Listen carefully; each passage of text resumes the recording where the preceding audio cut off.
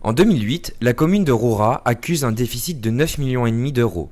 La Chambre régionale des comptes avait alors demandé de mettre les taux les plus hauts pour rembourser la dette. Roura avait alors le taux d'imposition en matière de taxes foncières le plus haut de France. Un ménage moyen va payer entre sa taxe foncière et taxe d'habitation, bon, selon sa maison, en moyenne, un peu plus de 3 000 euros. Ce qui est quand même énorme, pensez aux retraités. Maintenant, ce que va gagner celui qui devra payer ses impôts, entre la baisse qu'on avait eue et celle d'aujourd'hui, on sera à peu près à une centaine d'euros. Ce n'est pas énorme, mais c'est le travail qu'on a initié, ce travail. Et la Chambre vient de témoigner sa confiance qu'elle a en notre commune. C'est quand même la Chambre des comptes qui dit « Monsieur le maire, on accepte votre proposition de baisser les impôts ». Ça veut dire que c'est un bon point quand même, on n'a pas fini. Donc voilà, on est sur la bonne trajectoire. Un déficit qui a diminué pratiquement de 2 millions, sans aucune aide particulière de l'État, je veux dire en matière de déficit.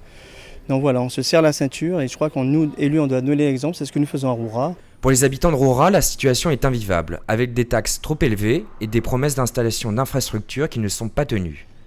Il y a eu beaucoup de choses. Il y a eu la pharmacie là, qui devait se faire il y a des années. Il y a eu la marina qu'on attend toujours. Des emplois qui ont été promis aux jeunes d'ici. Et au final, il n'y a toujours rien. Et après, on attend tous le développement de notre commune, quoi, voilà.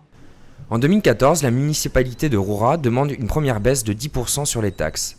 Cette année, c'est à nouveau une baisse de 10% qui sera appliquée sur la commune. Depuis que nous sommes arrivés en 2008, on voit bien que le déficit diminue année après année. À un moment donné, la Chambre, c'est la première fois qu'elle accepte de diminuer un déficit parce qu'elle a confiance maintenant. Elle a confiance en la commune de Roura, cette confiance qui était perdue avec les services de l'État, avec la Chambre des comptes, elle est retrouvée. Donc aujourd'hui, c'est vraiment une première. Hein. C'est jamais arrivé que la Chambre accepte ça parce que finalement, on va perdre un peu plus de 83 000 euros dans notre budget en recettes. Mais derrière, on ne fait pas la fête communale.